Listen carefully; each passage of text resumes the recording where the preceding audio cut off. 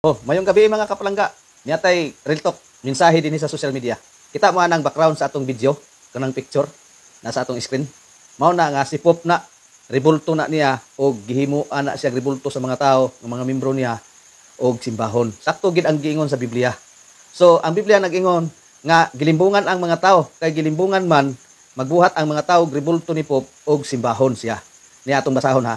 Gipadayag kapitulo 13 bersikulo 14 ang pulong sa Dios. Busa pinaagi sa mga milagro nga gibuhat kaniya sa unang mananap. Nalimbungan niya ang mga tao sa kalibutan.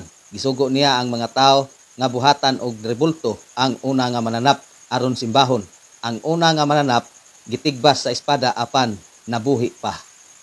O ato naman to nabasa ang pinadayag kapitulo 13 bersikulo 14. Kining gibadita nato og rin atong kuhaan ang punto mo ni giingon.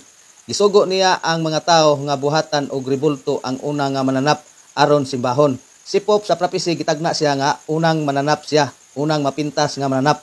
So gibuhatan gid ay sa mga tao, sa mga membro sa Katoliko ang Pop og rebulto. Og tama gyud giingon pa gyud nga gisimba. Atong basahon pud ang Biblia. Gipadayag kapitulo 13 bersikulo 8 ang pulong sa Dios, kini nga mananap simbahon sa tanang mga tao sa kalibutan. Kansang mga ngalan wala na lista sa libro nga gilistahan sa mga may kinabuhi nga walay katapusan. Sa wala pa matuga ang kalibutan, ang ngalan niining mga tawhana daan na wala nahisulat ni adtong libro nga gihuptan sa kordero nga gipatay.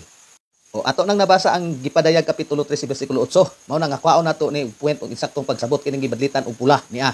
Kini nga mananap simbahon sa tanang mga tawo sa kalibutan, kansang mga ngalan wala na lista sa libro nga gilistahan sa mga may kinabuhi nga walay katapusan.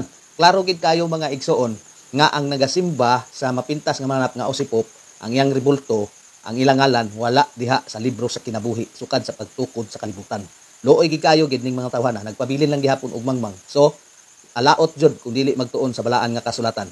Klaro na kayo nga ang Pop buhatan og rebulto og simbahon sa mga tao sa kalibutan kung kinsa ang mosunod niini. Kay siya man ang mapintas manap, siya ang 666. Daghan salamat ug mayong gabi.